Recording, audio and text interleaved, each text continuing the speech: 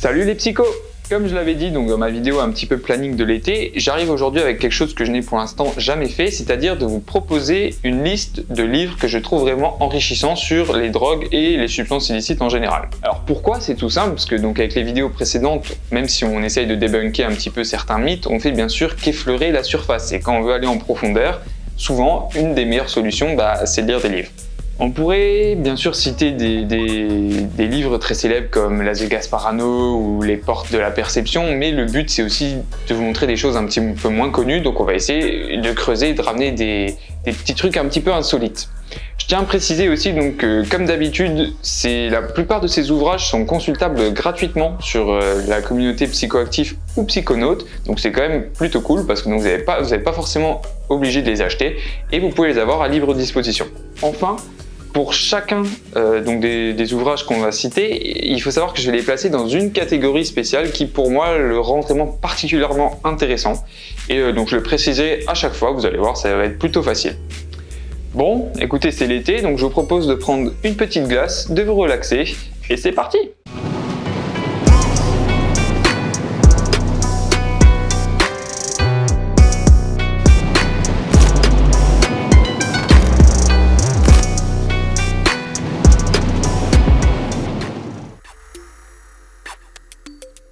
Ok, on commence avec du lourd, LSD, Mon enfant terrible d'Albert Hoffman. Donc bon, je pense qu'il n'y a plus besoin de vraiment présenter le monsieur, mais au cas où, je le redis, si le LSD existe, on le doit grâce à cet homme qui l'a découvert par inadvertance.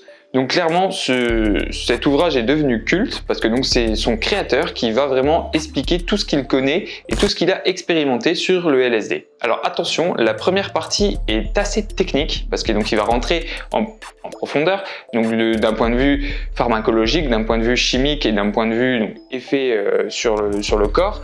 Il va donner pas mal de détails, donc c'est assez difficile. Bien sûr, c'est très enrichissant. Vous allez apprendre plein de choses si vous prenez le temps donc de comprendre et de faire des recherches peut-être annexes. Mais je ne dis pas c'est pas le plus plaisant à lire. Par contre, la deuxième partie est déjà beaucoup plus ludique. Parce que là, par contre, on va avoir beaucoup d'anecdotes, beaucoup d'expériences qui vont être racontées de manière assez fluide et assez facile à comprendre. Et à noter en plus qu'il y a d'autres psychonautes assez célèbres qui participent et qui donnent des témoignages, comme Aldous Huxley et Ernst Jünger. Donc voilà, pour le premier ouvrage que je vous conseille, qui est vraiment un incontournable, j'ai envie de dire, qui est plutôt lui très connu. On continue avec Drogue 2.0. Alors je pense que vous le savez, Internet a révolutionné vraiment nos existences et la façon dont on vit au jour le jour. Et bien sûr, l'industrie des substances illicites a elle aussi été bouleversée complètement par cette invention. Alors comment? Alors déjà en mettant à disposition des plateformes sur le dark web où des acheteurs peuvent venir rencontrer des vendeurs et donc peuvent se faire livrer directement des substances illicites, ce qui avant était impossible. Les gens devaient se déplacer dans la rue et faire leur achat avec de l'argent, ce qui pouvait parfois être dangereux. Donc ça, je pense que c'est déjà une véritable révolution, mais aussi en mettant à disposition ce qu'on appelle des RC, donc des Research Chemicals, c'est-à-dire des drogues de synthèse qui vont parfois être très semblables à celles que l'on connaît bien et qui vont juste modifier un petit peu la composition moléculaire pour aussi ne les rendre pas forcément interdites à la consommation ou à l'achat. Donc il faut savoir qu'il y en a eu beaucoup, donc il est difficile d'avoir une liste complète et en plus ils peuvent avoir des effets très différents par contre des drogues bien connues. Donc le but de cet ouvrage, ça va être déjà dans un premier temps de faire une liste assez précise. En plus à chaque fois il va donner les effets induits par les RC, il va donner des trip reports, il va donner aussi des informations techniques qui là aussi ne sont pas forcément faciles mais qui sont toujours présentes parce que au bout d'un moment si vous voulez des infos fiables aussi il faut y passer par là. Donc tout le pan là est bien sûr très intéressant, mais il y a aussi toute une partie qui est dédiée à la sécurité en ligne, aux crypto-monnaies, aux différents marchés sur le dark web, et qui là aussi il montre un peu comment naviguer dans cet univers un petit peu obscur et comment éviter les pièges les plus dangereux pour votre identité, au cas où pour votre portefeuille aussi, parce ce serait dommage de se faire pirater et de perdre de l'argent là-dedans. Pour ça, j'ai envie de dire que c'est vraiment la Bible 2.0, de toute façon c'est dans le nom du livre, sur comment aujourd'hui on achète des drogues et des substances illicites en ligne. On continue avec DMT, la molécule de l'esprit. Alors, si vous suivez un petit peu cette chaîne, vous savez que je suis fasciné par la DMT et en même temps, il y a de quoi l'être parce que c'est la substance psychoactive la plus puissante, allez, on va dire une des plus puissantes qui existent donc sur Terre. Donc déjà, un point fort de cet ouvrage, ça va être de montrer tout le potentiel que peut avoir la DMT pour l'humain. Parce qu'il faut savoir que c'est une molécule qui est présente à notre naissance, qui est présente à notre mort. Donc là-dessus, il y a toute une investigation qui est faite pour montrer déjà pourquoi, pour essayer de trouver des pistes, et aussi de comment elle pourrait aider à libérer, entre guillemets, le potentiel humain. Donc parfois en nous faisant voir et découvrir d'autres univers. Ce qui peut, d'un point de vue imaginatif, nous apporter beaucoup de choses en termes de réflexion sur nous-mêmes. En fait, comment il va faire ça? C'est déjà en faisant des expériences avec des cobayes humains. Donc vous inquiétez pas, les gens sont consentants.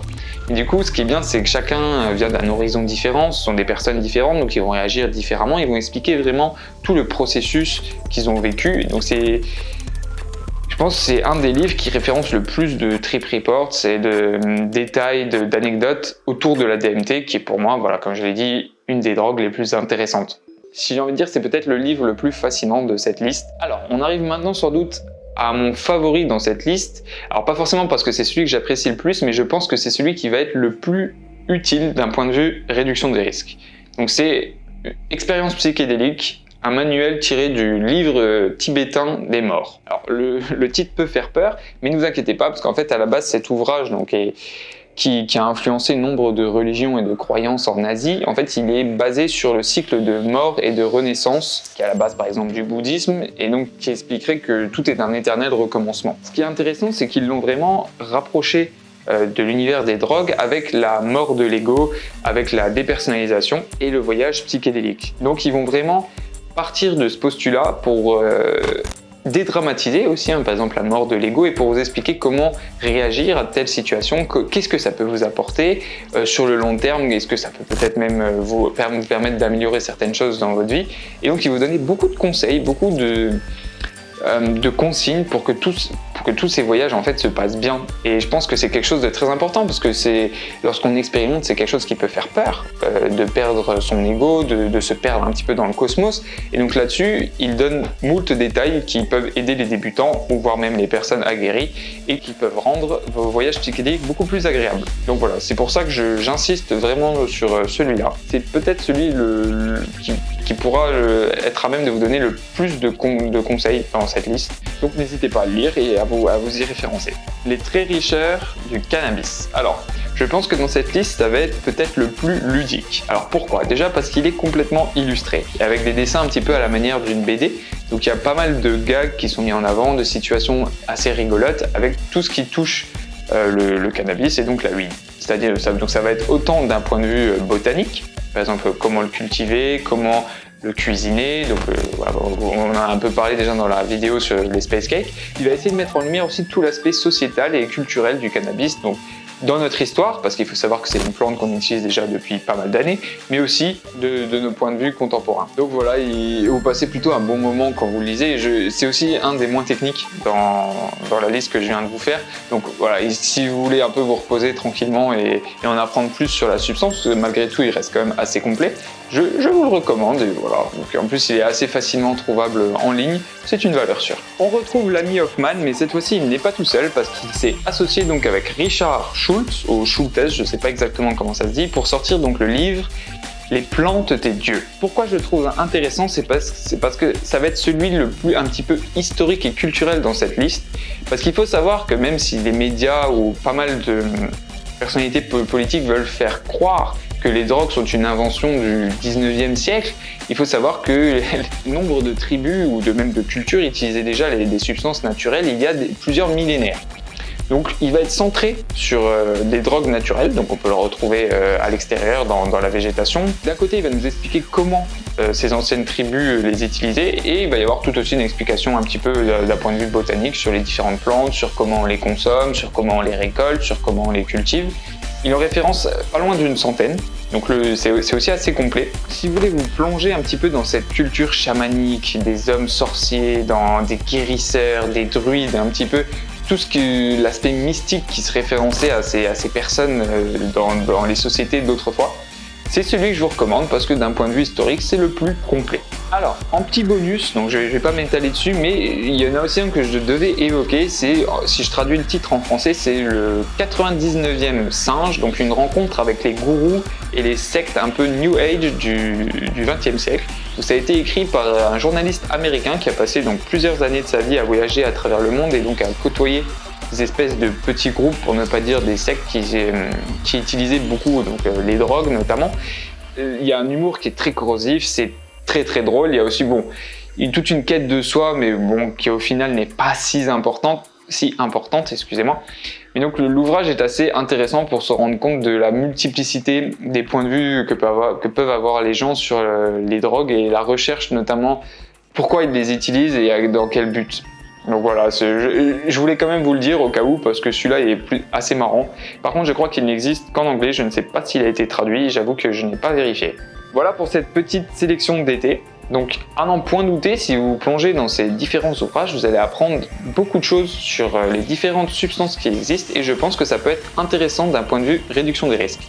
Parce que vous le savez, avant d'essayer quoi que ce soit, il est important de se documenter le plus possible et les livres en sont évidemment un des moyens les plus pratiques qui existent et les plus complets.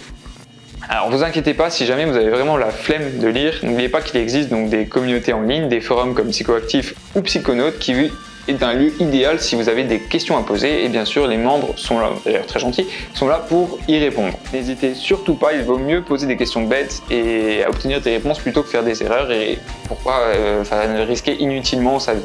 J'espère que la vidéo vous aura plu. Quant à nous, on se dit à la prochaine.